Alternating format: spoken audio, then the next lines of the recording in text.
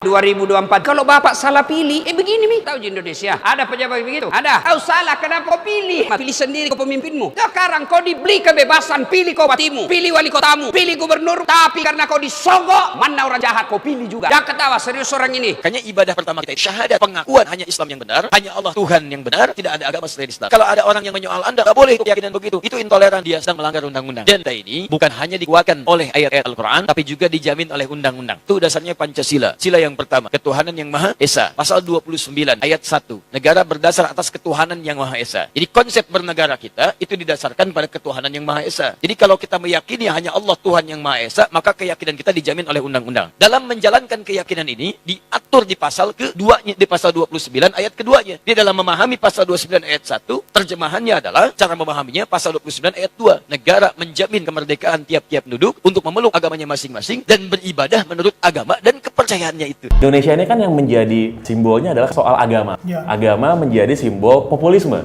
Ya. Sedangkan kalau di tempat lain kan isunya adalah soal anti imigran lah, soal ekonomi gitu. Apakah memang agama satu-satunya atau agama hanya dipakai sebenarnya sebagai sebuah vehicle, sebuah sarana? Banyak orang sering luput, sering melihat agama hanya sebagai sebuah institusi religi, spiritual, betul.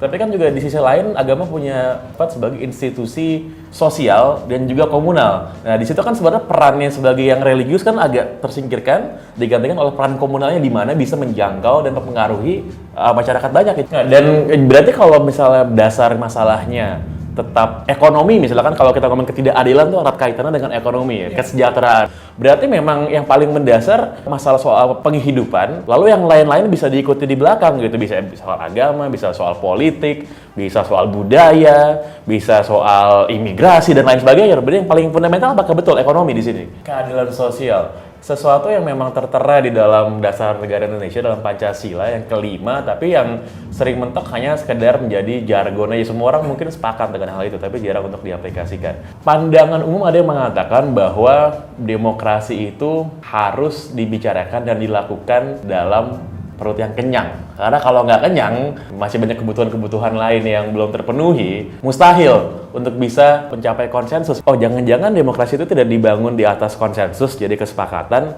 tapi sebenarnya di atas konflik. Jadi ada perbedaan-perbedaan yang malah justru sebenarnya akan menyuburkan dan menajamkan demokrasi itu sendiri. Karena kalau kita kan lihat di Indonesia, wah ini bising demokrasi, banyak perbedaan gitu, ini kayak orang Indonesia tidak layak untuk berdemokrasi. Yang mendasari dari bisa naik dan berkuasanya orang-orang tadi sudah disinggung, bahkan ada Xi Jinping, Putin, ada Bolsonaro di Brazil, Duterte di Filipina, dan itu tidak menutup di negara-negara lainnya. Apa yang membuat orang-orang yang dianggap tadinya berada di pinggir ini, ekstrim, bisa memenangkan hati dari orang-orang yang ada di tengah dan terpilih secara majoritas? Tapi apakah kalau kita mau menarik garis paralel, apakah hal serupa bisa terjadi di Indonesia juga? Dimana kalau kita lihat kan satu partai dengan partai lain di Indonesia, secara umum kan semuanya mengaku kerakyatan, kalau di sini kan. Secara ideologi kan perbedaannya tidak terlalu kontras, hanya berbeda warna partai saja.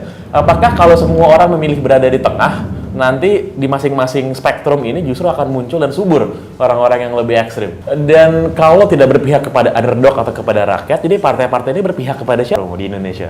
Di podcast waktu itu ngomongin soal golput, tapi saya sempat menyinggung juga soal apa yang dikatakan oleh Fukuyama, karena Fukuyama bilang setelah Soviet runtuh nih akan menjadi akhir dari pergulatan pemikiran, demokrasi liberal akan berjaya, menjadi the end of history.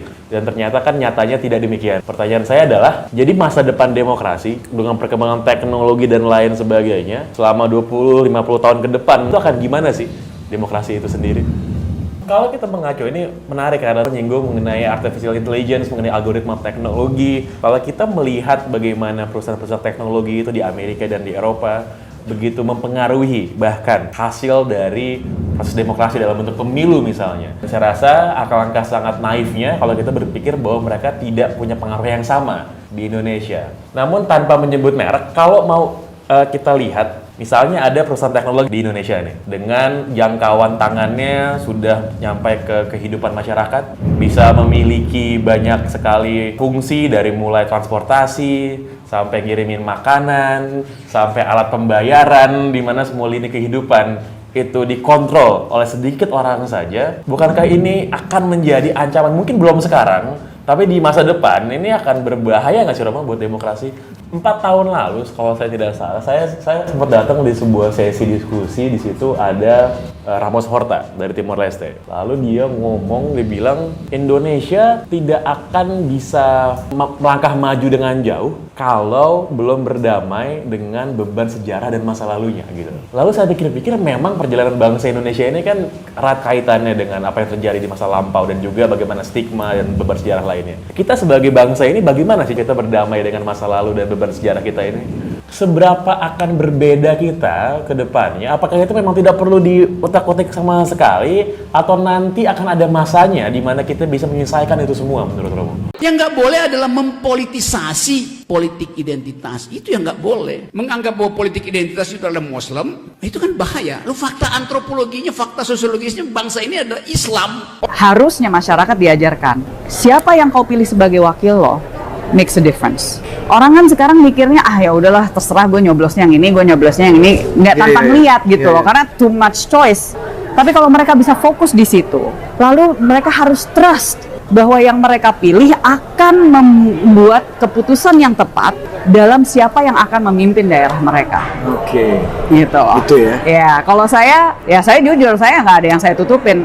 Kalau kita betul-betul belajar tentang Pancasila, setuju atau tidak setuju, bukan berarti kita menyatakan bahwa itu lo salah, lo benar. It's just interpretation, gitu kan. Dan interpretation itu adalah menurut saya untuk kita bisa menekan angka korupsi dan transaksional politik, salah satunya adalah tentang indirect election. Wow, ini saja ini ya hal yang agak mengagetkan tapi nggak mengagetkan banget. Cuma ini Of course loh, tapi ini kan bukan. Harus beda, tapi beda. mohon maaf buat yang Tapi ngerti ini suara lu sejarahnya. aja. Tapi Ini suara lu aja atau suara partai? oh enggak. Maksud gua banyak Ini- nggak animo dan apa namanya? Animonya bukan hanya di partai, animonya juga ada beberapa lintas. Kita udah mulai ngomongin karena come on, this is transaksionalnya dan korupsinya mau seberapa lama kita kayak gini. Apalagi kita nggak ada spending cap on pada saat kita kampanye. Pertama kita bicara dulu tentang konstitusi kita ya. Kalau di pembukaan itu jelas itu kedaulatan rakyat itu paling tinggi.